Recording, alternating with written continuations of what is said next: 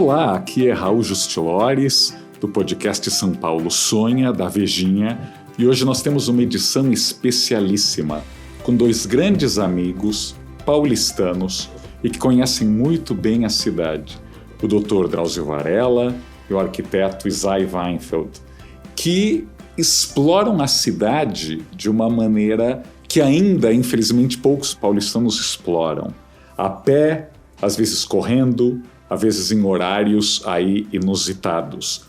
Dr. Drauzio, o que o senhor aprendeu caminhando e correndo pela cidade de São Paulo? Ela é melhor ou até mais hostil? Olha, eu sou da geração que andava pela cidade, né? E andava pelo centro da cidade.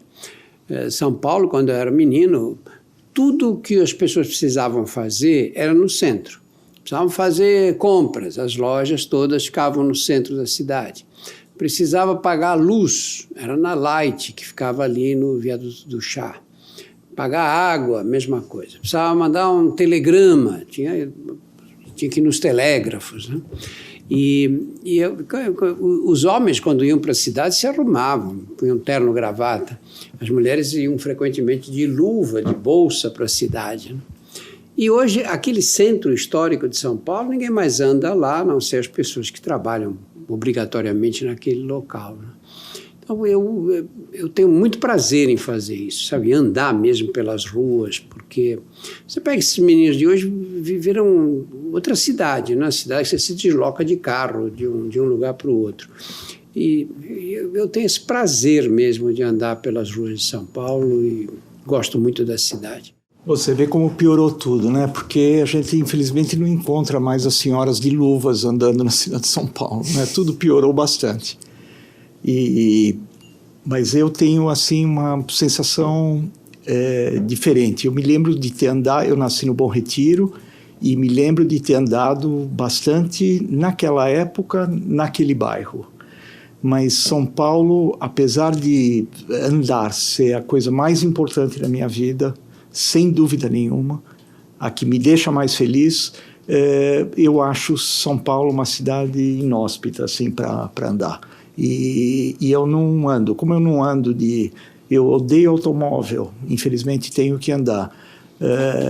Odeio moto, bicicleta, patinete, todas essas coisas que se mexem sem ser as perninhas. Cobra. Cobra. E então eu não consigo andar, mas eu não consigo andar por vários motivos. Não é só a péssima qualidade das calçadas, mas é o que você deixa de ver, o que a cidade não te oferece para te dar aquele prazer a cada passo de você ver gente na rua, de você ver, lógico que tem gente na rua, mas que se tivesse um outro tipo, se você andar na Avenida Higienópolis, por exemplo, né, que tem só gradil de prédio, né, que não tem nada embaixo dos prédios, você anda muito tempo até achar algum lugar que te interessa, porque simplesmente para ver casas com muros ou prédios com grades, não é uma coisa assim que me excita andar numa cidade como essa. Dr. Drauzio, você se obriga ou gosta de ir para lugares que ainda não conhece da cidade? Tem aí um caráter exploratório de deixa eu descobrir um lugar que eu ainda não fui?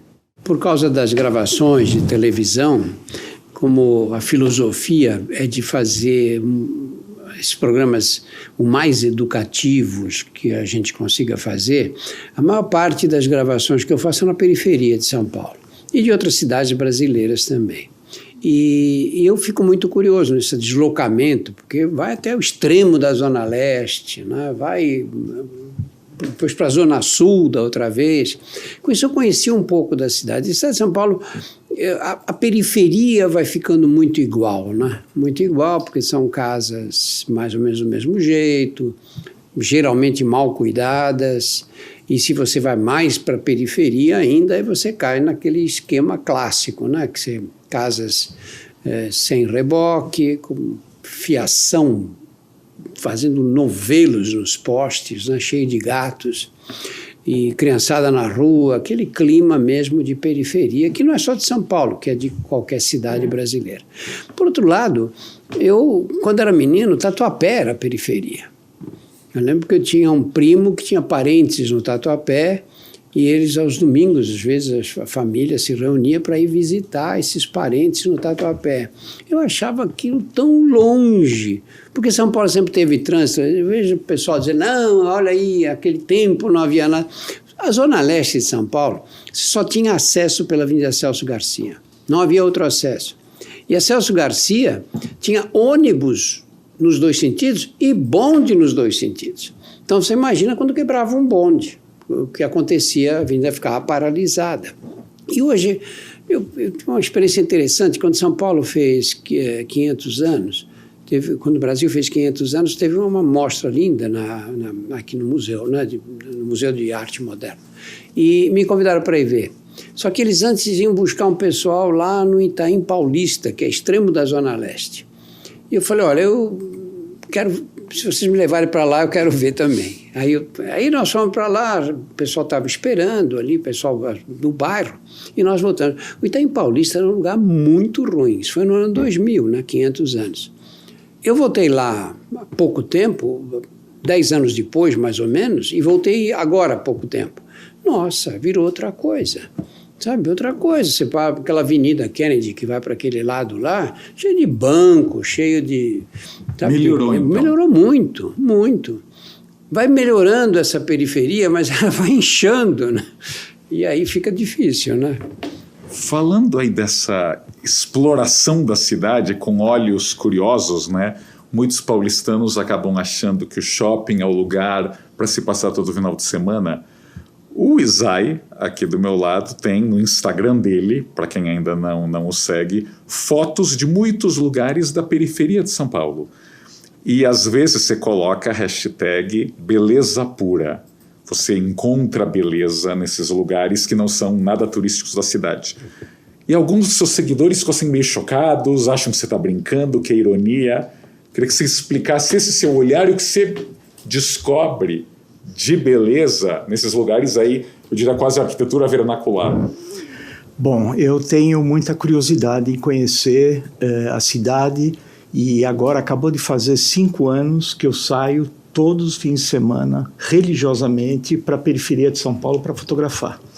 E agora, inclusive, mais complicado, porque eu já conheço uma grande parte do cinturão ao redor do centro de São Paulo, e para eu chegar numa área que eu ainda não desbravei, eu hoje demoro de carro 1h10 mais ou menos para chegar num lugar que eu não tenha fotografado e que não tenha conhecido. Então o negócio está complicando. Você tem um método, um roteiro? Tem um mapa, okay. Tem com todos aqueles pininhos lá direitinho organizado.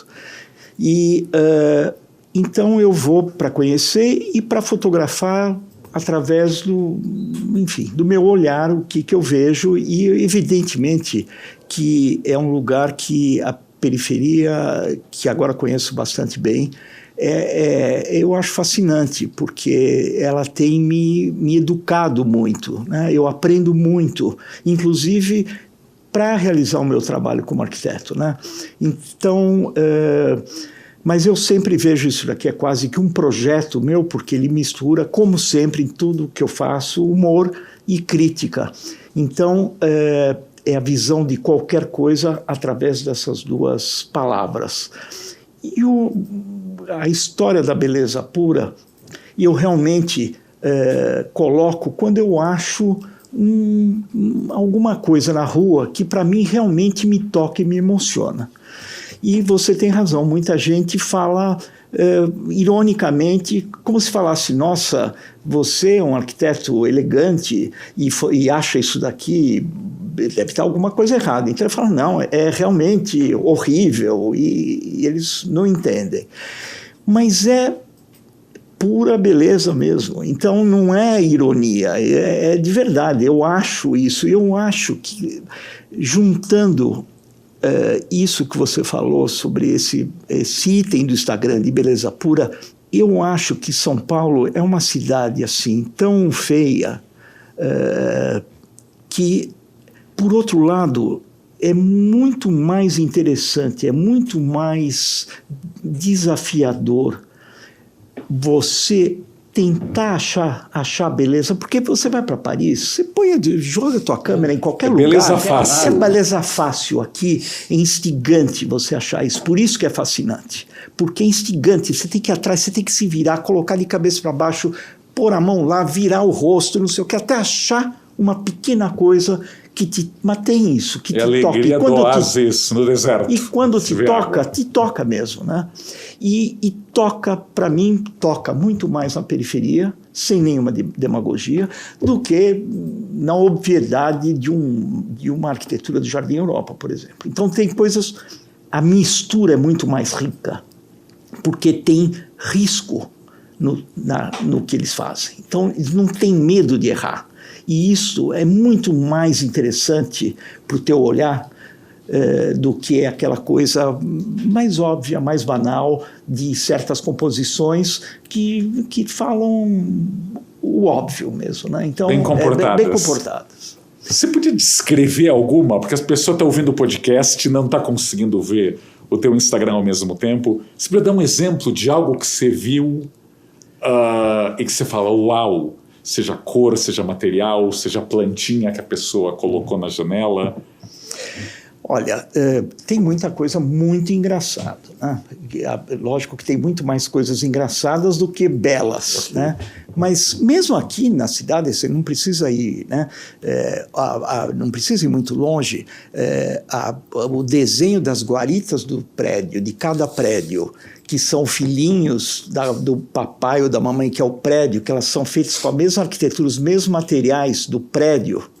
Isso é muito engraçado, é tão ridículo que é muito divertido. Você passa por ruas aqui do Jardim Paulistano, Jardim Europa, nos jardins, você vê na frente dos prédios aqueles vasos de flores, todos pintadinhos da mesma cor, o vaso que está na calçada, pintadinho. Se o prédio é neoclássico, o vaso é neoclássico. Se o prédio é de concreto, o vaso é de concreto, com a plantinha combinando. É ridiculamente maravilhoso, entende? É muito interessante isso. Isso que eu acho que é a graça da cidade, que é uma tragédia de feia, mas que é fascinante, porque tem uma coisa que os outros lugares não têm, uma mistura tão surreal de arquitetura, de tanta coisa errada na cidade, que a gente faz. Mas é a cidade que a gente tem. E é legal por isso, né? Não é um lugar para você querer, por que isso daqui não é Londres? Não é Londres porque não é Londres, é São Paulo. A Rainha Elizabeth não está por perto. Exatamente. Queria perguntar para o Dr. Drauzio sobre o que ele consideraria uma cidade saudável. Até porque é muito comum, isso eu já vi até nas redes sociais, eu vi o Dr. Drauzio correndo, que exemplo, que saúde, correndo no Minhocão, etc. Mas eu imagino que nós ainda temos uma enorme população sedentária e parece que a cidade não colabora muito. Mais gente para seguir o seu exemplo. A cidade teria que mudar muito ou as pessoas deveriam sair de casa e domar esse animal bravo? Olha, para sair de casa e fazer exercício, você já tem que ter força de vontade, né? Tem que ter disciplina, força de vontade. Numa cidade como São Paulo, é evidente que isso fica mais difícil, né? Mas eu vejo gente que mora de frente para o mar, no Rio de Janeiro, encostado na lagoa e não faz nada, é sedentário do mesmo jeito, está cheio. São Paulo cria problemas, porque você tem que correr pelas ruas, as calçadas são muito irregulares, eu mesmo já caí umas 2 ou 3 vezes correndo. E, por outro lado, é a cidade que você tem, é o lugar que você mora. Se você diz, não vou fazer porque a calçada é ruim, bom, você encontra milhões de defeitos. Eu me viro. A cidade é essa, eu moro aqui, tenho que fazer. Quando eu tenho tempo, de manhã, bem cedo, eu vou ao Parque do Ibirapuera, o que é raro, mas aí eu vou lá, é uma delícia correr ali. Eu corro numa pista interna de pedregulho ali no meio das árvores, tem pouca gente, é uma delícia. Mas eu quase nunca, durante a semana, tenho essa oportunidade.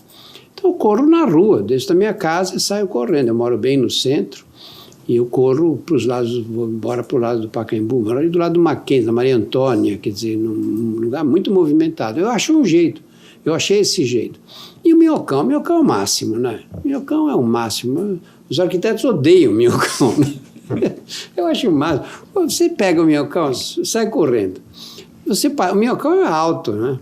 Então, vários prédios você passa na altura do primeiro, segundo andar do prédio. E dá para você correr bisbilhotando... Janela indiscreta.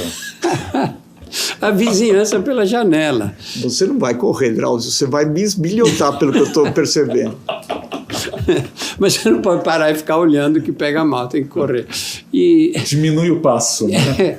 E você vê cada situação, você vê uma senhora que sai de bob na cabeça, eu nem sabia que bob ainda se usa isso, ela sai de bob com penhoar, 7 horas da manhã do domingo, o outro vem e leva a gaiola de passarinho para fora. Então você vai tendo essa visão da cidade. E tem uns prédios lindos ali, tem uns prédios muito bonitos, velhos, mal cuidados, etc., mas muito bonitos.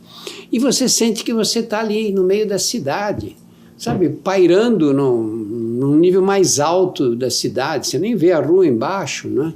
Eu adoro, sabe, eu adoro, acho isso o máximo mesmo. A ideia de transformar o Minhocão em parque, eu não sei se é viável uma coisa dessas, né? Porque faz ligação leste-oeste da cidade, como é que você vai fazer? Mas demolir não? Não, demolir não. Acho que tinha que construir uma coisa semelhante de Nova York ali, seria o ideal de todos. Porque é usado, você vai no fim de semana lotado de gente. Eu vou bem cedo, mas o dia que eu deixo para ir, por exemplo, 10 horas da manhã, já é lotado. Meio-dia você não anda lá dentro, e tanta gente que vai, criança, gente com cachorro, né? A cidade usa o Minhocão para o lazer mesmo. E São Paulo tem uma coisa interessante para quem nasceu aqui. Às vezes eu vejo o Rio de Janeiro, as pessoas adoram, lógico, cidade não precisa falar, né? Se o homem não tivesse feito nada lá, seria a cidade mais bonita do mundo, né? O problema é que o homem, onde meteu a mão, estragou a cidade, né? Na maior parte das construções. Mas a cidade, você vê o mar ali, né? Que é lindo. Você vai a Fortaleza, aquele mar verde, Recife, Salvador, são cidades com uma beleza natural imensa. Mas para mim não são cidades. Sabe, para mim são, assim, não tem nenhum critério de desprezo, não, mas para mim são mais balneários, porque para mim cidade é aquela que eu não vejo o fim. Quando eu vejo o fim da cidade, perde a graça, sabe? Fica pequena. Fica pequena. São Paulo não tem fim, você olha, não acaba a cidade. Você anda de avião, começa a entrar na cidade e não para. O avião vai indo e a cidade está ali embaixo, né? Quer dizer, uma cidade totalmente construída pelo homem, né? E uma cidade que funciona. Quando eu nasci, São Paulo tinha 2 milhões de habitantes. A gente esquece essas coisas, né? Parece que São Paulo sempre foi assim. Não, foi construída. E de 2 milhões foi para sei lá quantos, ninguém mais sabe, né? E funciona a cidade. O trânsito é carregado, mas é o mais disciplinado do Brasil. A cidade, as coisas funcionam na cidade, tanto que quem se acostuma aqui tem muita dificuldade em outras cidades, né, brasileiras. Mas para mim, a cidade é assim, é uma coisa de concreto. E o Bom Retiro, que nos últimos tempos, aliás, tanto a Vejinha, depois o Guardian, porque o Guardian tem imitado a Vejinha, diz que o Bom Retiro é um dos lugares mais cool de São Paulo. Você voltou ao Bom Retiro? Você faria uma comparação desse Bom Retiro que você cresceu caminhando com o Bom Retiro de hoje? Eu fiz isso há pouco tempo atrás. Eu voltei para andar por toda aquela... Foi um dia que eu saí da Pinacoteca e eu atravessei o Parque da Luz, que meu avô faleceu andando no Parque da Luz. Então eu atravessei o Parque da Luz até a casa onde era a casa dos meus avós, a minha casa, e foi ótimo, porque foi uma coisa de lembrança muito forte dos lugares que eu frequentava, do grego, o restaurante grego que eu ia com meu pai, Era o Acrópolis? Era o Acrópolis. E, enfim, eu tenho voltado por causa da Casa do Povo, que de vez em quando vou, mas eu sempre achei um bairro super interessante. Ou seja, você concorda com essa ideia que o Bom Retiro hoje é um dos bairros mais interessantes da cidade? Mas eu não, que as revistas geralmente têm um pouco de uma novidade. Precisa de uma novidade. Eu acho que o Bom Retiro talvez seja a novidade do momento, mas tem muito lugar interessante, né? E que também é levado por certas coisas que vão para lá e que te carregam junto, e isso é uma das coisas fascinantes da cidade de São Paulo, né? E lá na questão de imigrantes, né? Agora que a Coreia está literalmente na moda, né? Sucesso global de Parasita, do K-pop, até da arquitetura coreana, e os cafés coreanos do Bom Retiro são uma novidade, né? E cafés muito bonitos, né? Então acho que isso também é algo bem legal, né, no bairro. Eu queria também perguntar para o Dr. Drauzio sobre o Parque da Juventude e como o senhor viu essa transformação. A gente estava conversando há pouco na Estação Carandiru, foi o seu livro mais vendido, as pessoas até há pouco, Dr. Drauzio, Carandiru. Como é voltar lá e ver essa transformação? Eu acho que eu tenho sentimentos contraditórios, porque eu tenho saudades da cadeia lá. Como é que pode ter saudades de uma cadeia daquela, mais de 7 mil presos, alguns virtualmente espremidos em celas minúsculas. Mas eu tenho, acho que também um pouco de saudades daquele tempo da minha vida, né? Desse meu primeiro contato com uma cadeia daquele tamanho, eu andando ali no meio dos presos e vivendo aquela realidade que mudou completamente a minha visão do país e a minha visão, acho que da vida mesmo, né? Da humanidade, né? Como é que a humanidade se organiza. Lá eu vi as piores coisas do mundo, né? Coisas que eu nem imaginava existirem, né? Gente esfaqueada, nossa, perdi a conta. Por outro lado, no meio daquele ambiente eu vi manifestações de solidariedade humana, olha, raras, difícil você ver fora de lá. Então tem esse lado ainda do qual me lembro sempre. Por outro lado, você vê se pegar uma cadeia daquele tipo e transformar aquilo num parque. Eu, sábado passado, domingo agora, fiz uma palestra lá e na biblioteca. E uma biblioteca super funcionante, que funciona bem, que anda, as pessoas passam, pegam livros e tudo. Você vai dizer, olha, aqui era uma cadeia, era um lugar em que a sociedade aprisionava os mal comportados, né? E hoje você ensina leitura no lugar desse, né? Tem toda uma alegoria aí, né? Você está lendo, está entrando em contato com a liberdade, né? Você está lendo um livro que se passa em Londres, está vivendo em Londres naquele momento, né? Então essa contradição da mesma sociedade que aprisionava os homens naquelas condições, naquele lugar, agora empresta livros, divulga autores, é muito interessante. Mas eu confesso que às vezes tenho saudade, não é saudade da cadeia, é saudade das coisas que eu vivi lá, as boas e as más, né? E especialmente do meu contato com os presos naquela época, que era diferente do contato que eu tenho hoje, porque naquela época a gente vivia no meio deles, né? Ainda mais, quando comecei a ver que eles me respeitavam, eu entrava na cadeia às vezes, cruzava a cadeia inteira, ia para o pavilhão 8, que era o pavilhão dos reincidentes, e subia até o 5º andar do 8, que era o pior andar da cadeia, e dava a volta pelo andar inteiro só para provar para mim mesmo que eu era capaz de fazer isso.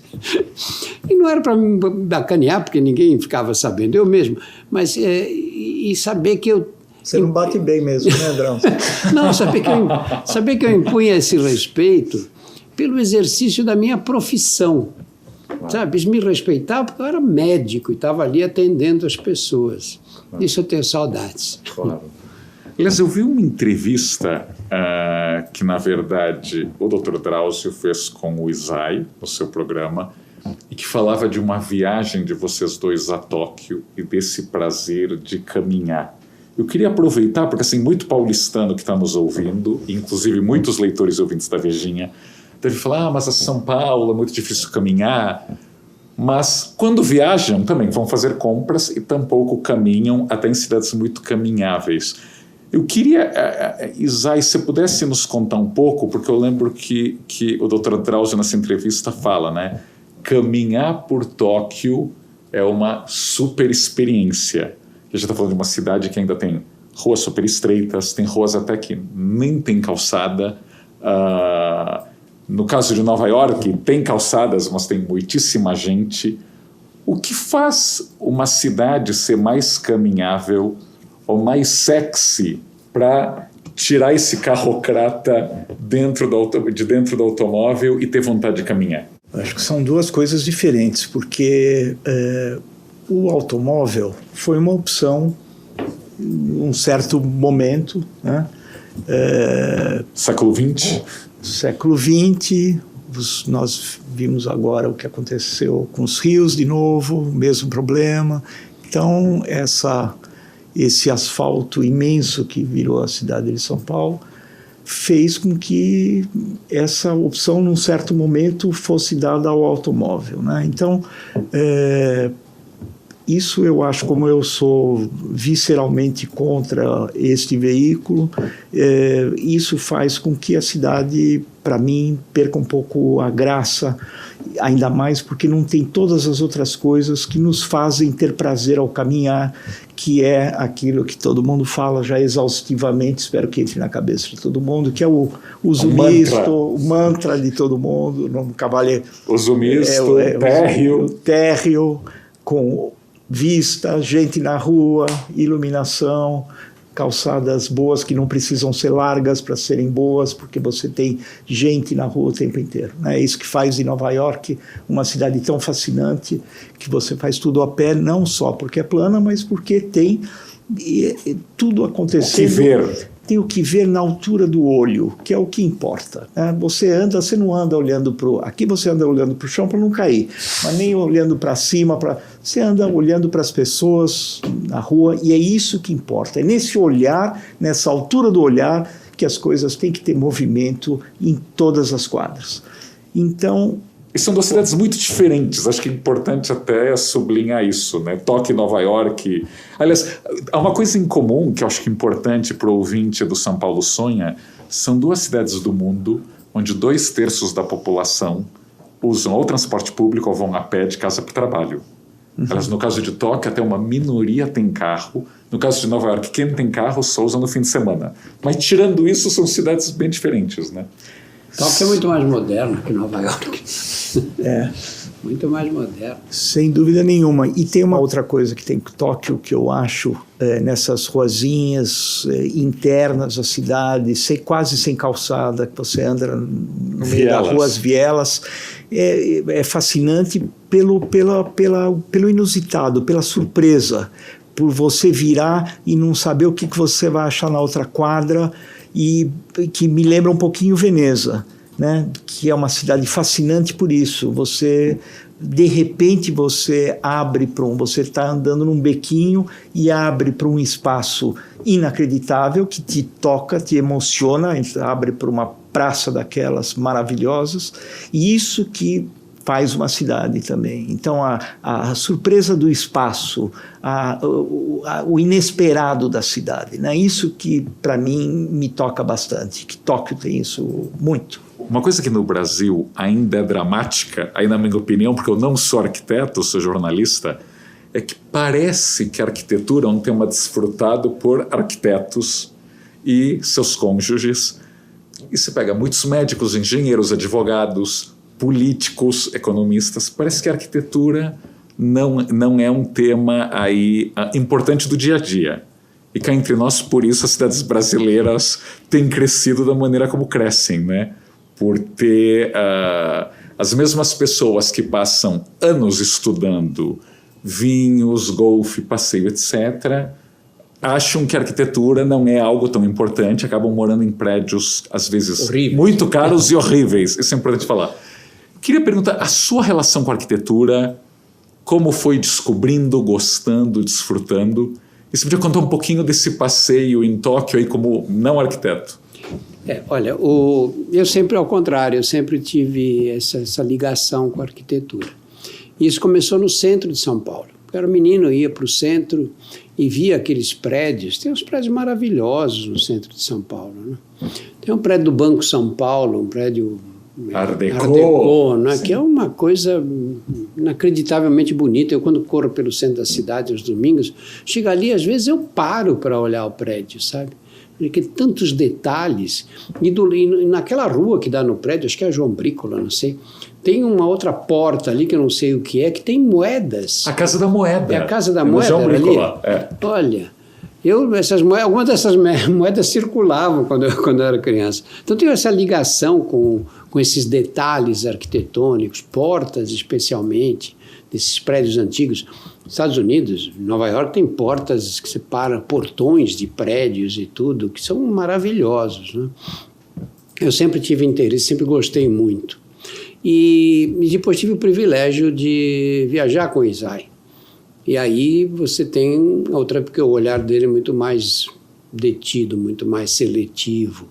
Porque você tem, muitas vezes você passa por esses lugares, acontece muito isso. Olha, eu gosto muito de planta. São Paulo tem uns ipês maravilhosos. Na Consolação, ali embaixo, você vem da Avenida Paulista indo para o centro, tem um ipê, ali tem vários ipês, tem uns cor-de-rosas e tal, e tem um ipê amarelo, uma coisa inacreditável. Ele floriu esse ano e parecia assim uma bola de flores amarelas. E eu estava no táxi e falei com o motorista, olha isso, que coisa incrível esse ipê. Ele olhou assim, eu vi que ele ficou olhando, ele falou, bonito, né? Eu falei, é lindo. Aí ele falou, como é que eu passo aqui todo dia e não vejo esse ipê? Você está no cinza, de repente você vê uma bola amarela no canteiro central. Coitado, ele passava lá todo dia e não via. A doutora Arnaldo ali tem um flamboyant, ali tem a faculdade de medicina, né? De quem vai da Paulista para Pinheiros, para Sumaré, você passa a faculdade de medicina e vem a faculdade de saúde pública.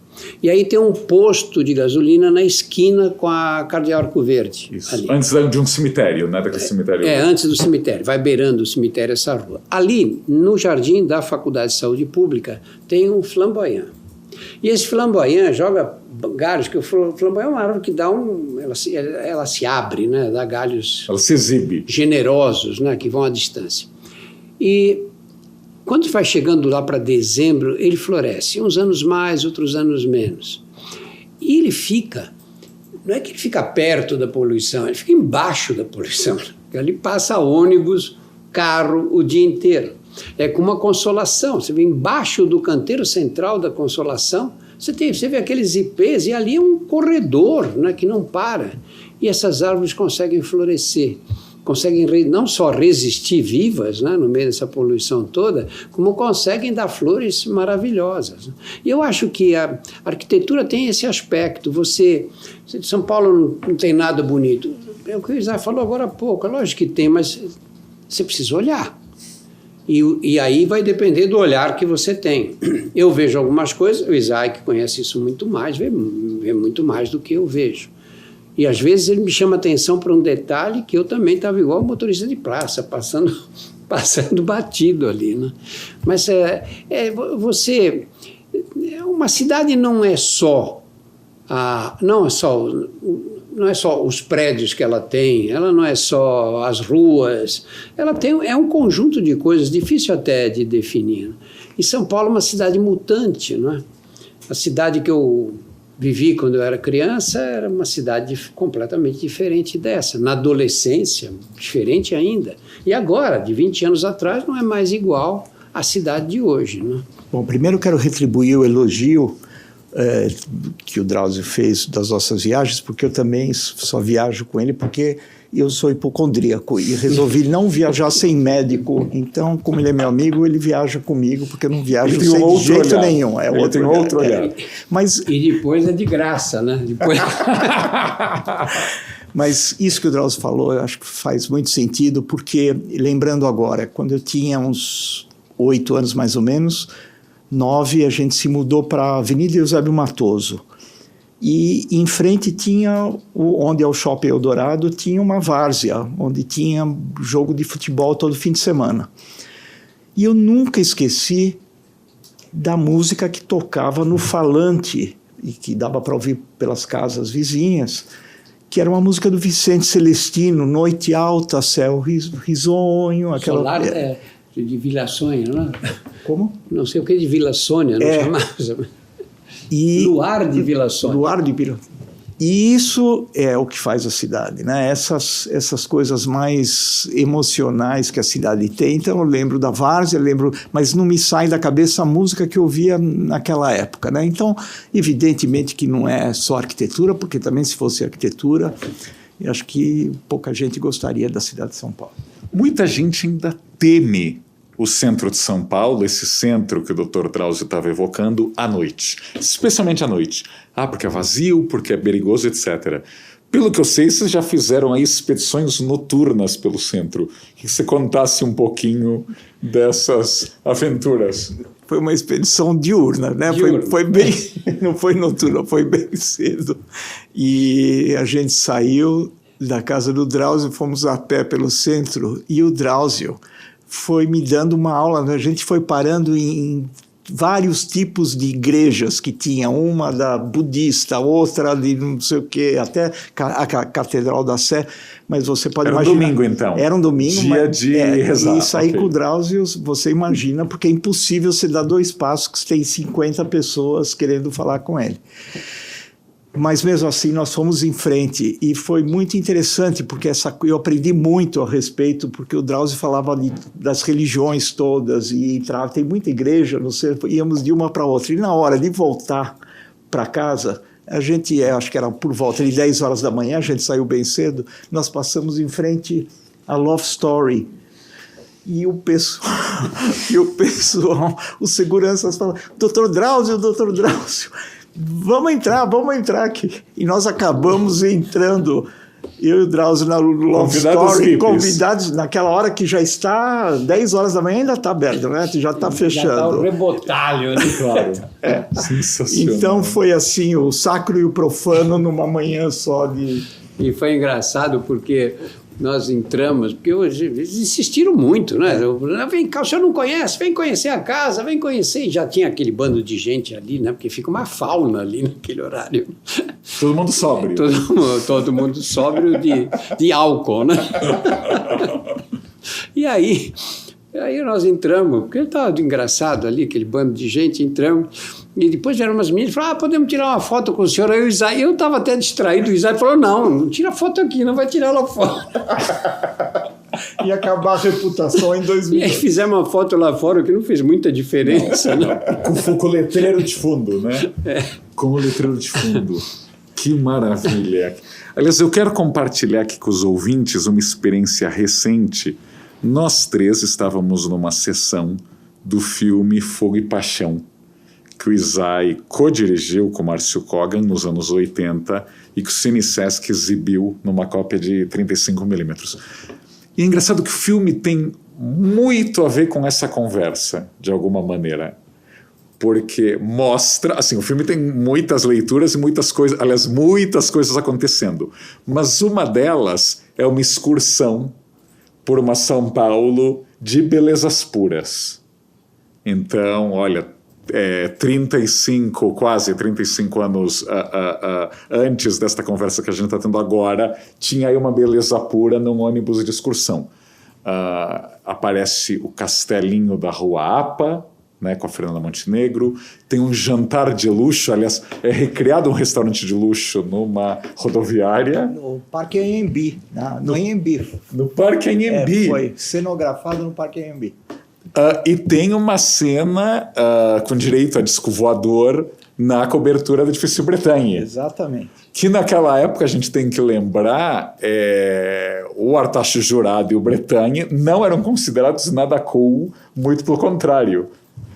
A não ser, quer dizer, eu sempre gostei, mas sempre falei quando pude publicamente, porque você sabe que, em geral, quer dizer, mudou isso um pouco nos últimos anos, mas antigamente para o mundo dos arquitetos, que, aliás, é um mundo que eu não pertenço,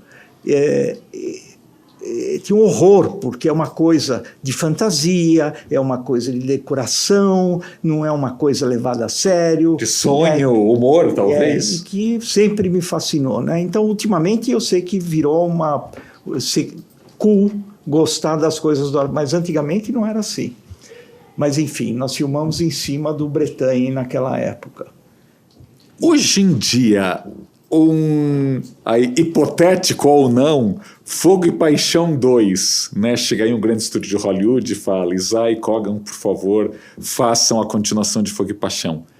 Que lugares você levaria essa excursão por São Paulo?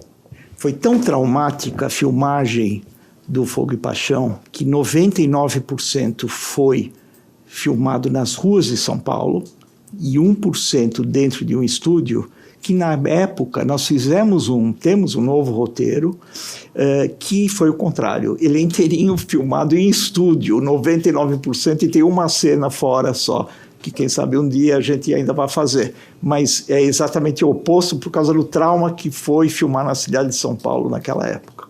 Mas tem algum lugar da cidade que você gostaria, aí para quem está pensando, numa beleza pura ou num lugar aí, escolhendo uma locação que não seja aí a beleza óbvia? Tem algum lugar? Elas até pergunto também pro Dr. Drauzio isso. Algum lugar de São Paulo que você ache particularmente bonito e que esteja aí fora dos cartões postais ou fora do óbvio? Muito paulistano, aliás, sofre, né, quando chega visitante de fora, e a gente tem que lembrar que tem uma turma de japoneses no filme excursionando. E as pessoas falam, e africanos, vou levar onde, né, esses turistas? Eu acho que os lugares que você mais gosta numa cidade com as características de São Paulo são aqueles lugares em que você viveu. Eu vivi na Liberdade, fiz cursinho na Liberdade, e fiquei lá depois por eu passei acho que uns 12 anos da minha vida, porque depois eu virei professor de cursinho e também era ali que acontecia. Eu gosto muito da Liberdade, eu acho lindo. E tem uns becos, né? Você desce a Rua dos Estudantes, tem aquela igrejinha lá no fundo, que é linda. Eu não sou religioso, mas às vezes eu ia nessa igrejinha, voltava lá para ir à igrejinha, para olhar, para ficar sentado, aquele silêncio, aquele altarzinho, sabe, bem pobrezinho, né? Eu acho que essas coisas é que ficam para a gente de um jeito muito forte. O Brás, eu tenho umas lembranças assim, sabe, às vezes é uma chaminé, sabe, um detalhe assim que fica, que permanece. Eu morei na Vila Mariana também, mas eu não tenho uma ligação desse tipo. Acho que porque é um bairro de classe média, as casas mais ou menos todas do mesmo jeito, um padrão igual para todas, não tenho essa relação. E o centro da cidade, para mim, que eu sou capaz de ficar um dia inteiro andando por lá. Do lado de Santana também, porque Santana tem essa área em volta do Carandiru, ali aqueles bares, aqueles lugares e tudo isso tem personalidade, porque eu saía do Carandiru, pegava os carcereiros, estavam saindo também, a gente ia tomar cerveja para lá, e até hoje eu faço isso com eles. Passaram-se tantos anos, mas até hoje eu faço isso, e a gente vai num bar, vai no outro, mudou muito, tem uns lugares, tem bares que são nordestinos típicos, você vai, come carne seca, mandioca frita, baião de dois, né? E tem os lugares que são mais tradicionais, que permanecem durante muitos anos ali, né, em Santana. E especificamente essa região de Carandiru é linda, porque você vê o parque que deu, onde estava o Carandiru, é tudo arborizado, né? Então, eu acho que a relação com a cidade, eu acho que, na verdade, o modelo de cidade você cria, introjeta, quando você é muito pequeno. É na infância que você introjeta esse modelo. E esse modelo te persegue o resto da vida, esteja você onde estiver. Parece que a cada esquina, você está, sei lá, em Düsseldorf.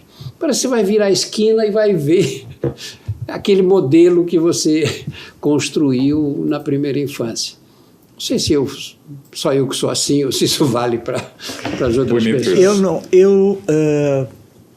Eu acho que não teria, se tivesse que levar alguém de fora, e às vezes eu preciso levar, eu não teria... Eu simplesmente andaria pela cidade de São Paulo em qualquer lugar, porque a cidade é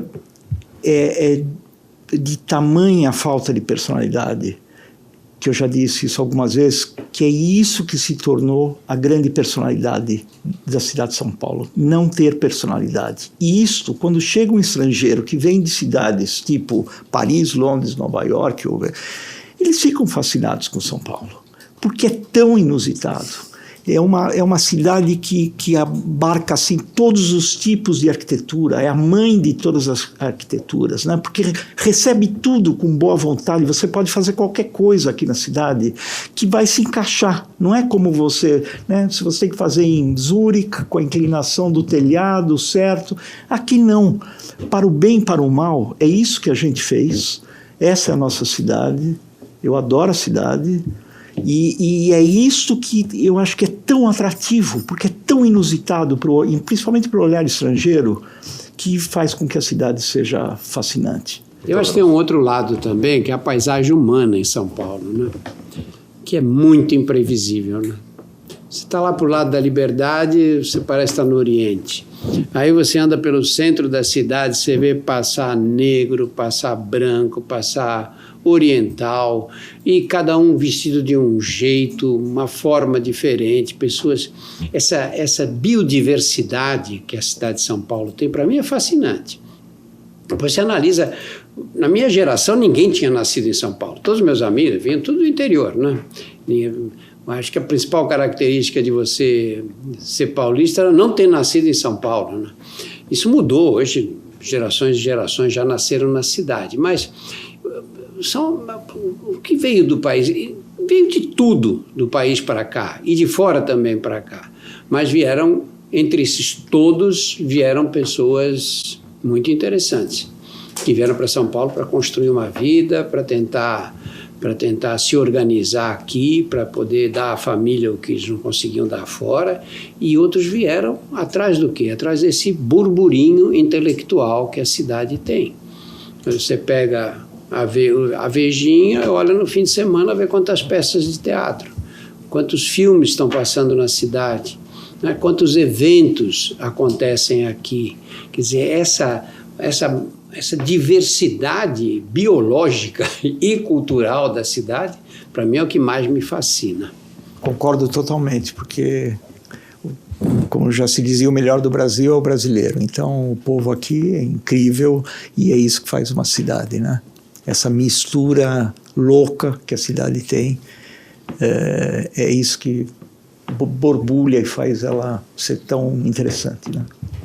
A última pergunta, eu sempre termino o podcast, eu brinco que São Paulo às vezes sofre de déficit de sonho. Nós somos um pouco céticos, a gente não acredita, muitas vezes, erradamente eu diria, que a cidade vai melhorar, ou que a cidade tem futuro, ou que tudo vai dar errado sempre. Eu sempre pergunto, se vocês tivessem um orçamento ilimitado, o ouvido e o apoio do prefeito, do governador, de um mecenas bilionário, o Ministério Público não brecasse, que lugar da cidade, um prédio, uma praça, um riacho, uma rua, que vocês melhorariam, resgatariam, transformariam? Dariam talvez um banho de loja? Algum lugar da cidade que mereceria um cuidado especial?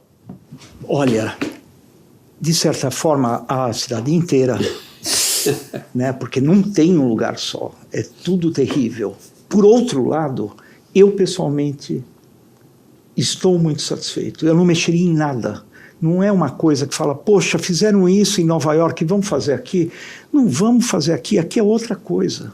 Tem que entender que aqui é uma outra coisa. Não é um lugar para pegar grande... Evidentemente que o Rio poderia ser limpo, o asfalto, já que se optou pelo automóvel, poderia ser um pouco melhor do que é uma tragédia, as calçadas são péssimas, o paisagismo não é uma coisa cultural do Brasil. Não adianta exigir uma coisa que não existe. Quer dizer, até há pouco tempo, eu não sei, mas até há pouco tempo, no horário da novela das 8, 18. Em Londres, o programa de televisão era uma senhorinha de 90 anos falando de plantinhas, num horário nobre da televisão. Então é uma coisa que eles... Por isso que é tão impressionante a Inglaterra com o seu... Aqui não é, mas não tem problema. Um dia a gente vai melhorando. Quer dizer, tem muita coisa para melhorar, mas, sinceramente, acho que não é o caso.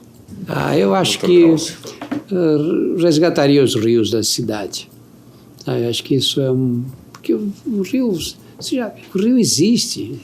Construímos pistas por cima dos rios, né? Levamos esses rios para baixo da terra, né? Se fosse assim uma coisa, não sei quanto custaria isso, nem se haveria dinheiro no país, mas eu tentaria resgatar os rios. Porque se a cidade tivesse os rios que tem, olha o que nós fizemos com o Rio Pinheiros e o Rio Tietê, nós construímos as marginais, são muralhas para impedir que as pessoas cheguem perto do rio, né? E o coitado do Tamanduateí, né? Eu sempre lembro que ele, além de tudo, ele virou um desconhecido para muitos paulistanos, né? Olha, está embaixo da terra. Apesar de estar ali onde São Paulo nasceu, né? E Pinheiros e o Tietê ainda tem sorte, entre aspas, de ter ali milhões de paulistanos andando de carro. O Tamanduateí, até quem está na Avenida do Estado, às vezes não lembra que tem um rio. Nem sabe que tem um rio correndo ali embaixo. Nem sabe, ele virou um filete, né? Coitadinho, era bom até aproveitar essa audiência do podcast. Lembrem do rio Tamanduateí, ele existe, vale dar uma olhadinha, quem sabe a gente convence aí algum político, algum governo no futuro que ali existe água. Muitíssimo obrigado, Dr. Drauzio e Isai Weinfeld. Tomara que a gente tenha inspirado os nossos ouvintes a explorar, desbravar essa cidade que a gente tanto ama. Muito obrigado.